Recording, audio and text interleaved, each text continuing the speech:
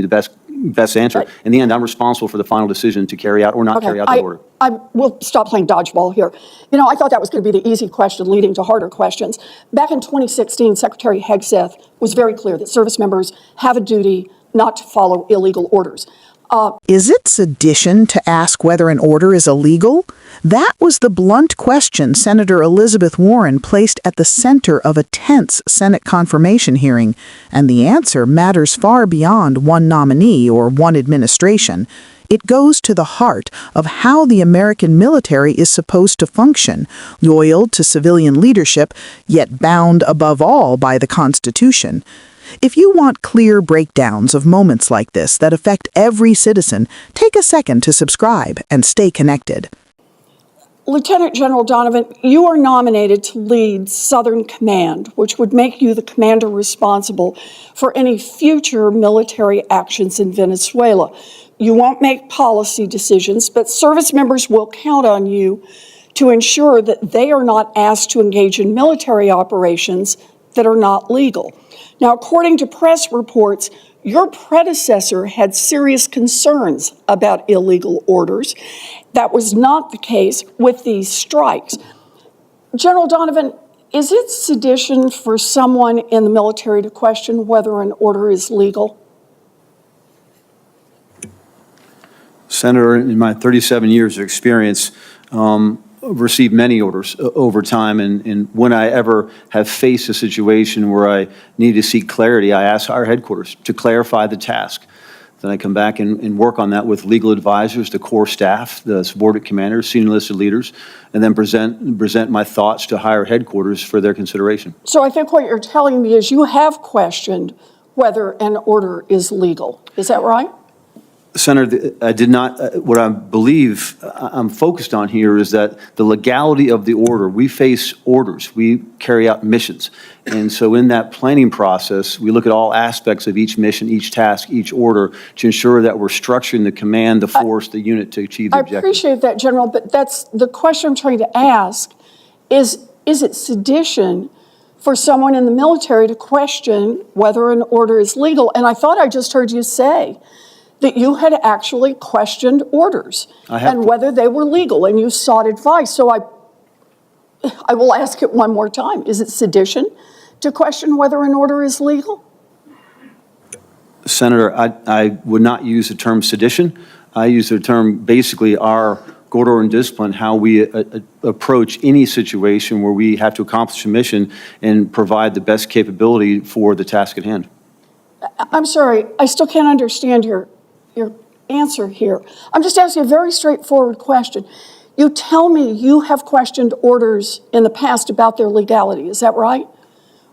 Senator, I have questioned orders when either one, I didn't understand, I wasn't equipped to carry them out, and I needed clarity before I can actually execute those orders. That's but you've never questioned whether an order was legal. You've never wondered whether or not an order is legal and sought additional counsel on that? Senator, in our planning processes, I always have a legal advisor at my side as part of the planning process, so I always have leveraged those legal advisors to give me the best answer. Right. In the end, I'm responsible for the final decision to carry out or not carry out that order. I will stop playing dodgeball here. You know, I thought that was going to be the easy question leading to harder questions. Back in 2016, Secretary Hegseth was very clear that service members have a duty not to follow illegal orders. Since then, he has repeatedly made clear his contempt for legal review, including by sidelining military legal advisors, the people who are supposed to help you stay on the right side of the law. And what I wanted to know is how you look at those issues. So let me try a different version of the question. General Donovan, if your legal advisor tells you that an order is illegal, will you refuse to carry out that order? Senator, the legal advisor is one of many staff members that will provide their advice as we look at the scenario, the situation at hand. I will take that very seriously if my legal advisor says that is an illegal order, and I will seek clarification from higher headquarters. Okay. And if somebody higher says no, what are you going to do at that point? Senator, then I make a decision using 37 years' experience to carry out that order or not. Okay, But your intention is not to carry out an illegal order, is that right? I will never carry an illegal order, Senator. I appreciate that. That's what I want to hear. Lieutenant General Francis Donovan has been nominated to lead U.S. Southern Command, the military body responsible for operations across Latin America and the Caribbean, including any future action involving Venezuela. Warren reminded him that while commanders do not set policy, service members depend on their leaders to ensure they are never ordered into missions that violate U.S. or international law. Press reports have suggested that Donovan's predecessor left the post after raising alarms about potentially illegal directives. Against that backdrop, Warren asked a deceptively simple question. Would it be sedition for a soldier or officer to question whether an order is lawful? Donovan's initial response was cautious and procedural. Drawing on 37 years in uniform, he explained that when he needs clarity, he consults headquarters, legal advisors, and senior staff before presenting his views to higher authority. Warren pressed him, pointing out that this sounded very much like questioning the legality of orders. The exchange revealed the tightrope military leaders walk. The chain of command requires discipline, yet American military doctrine has long held that unlawful orders must not be obeyed. Warren returned to the core issue, asking again whether simply raising legal concerns could ever be labeled sedition. Donovan finally answered directly, saying he would not use the term sedition. He framed the process as part of good order and discipline, the professional duty to examine every mission and ensure it is structured lawfully and effectively. Warren, clearly frustrated by the careful language, pushed harder, asking whether he had ever personally wondered if an order was legal. He acknowledged that legal advisors are always part of his planning process and that he relies on them before making final decisions. That admission opened the door for the most important question of the hearing.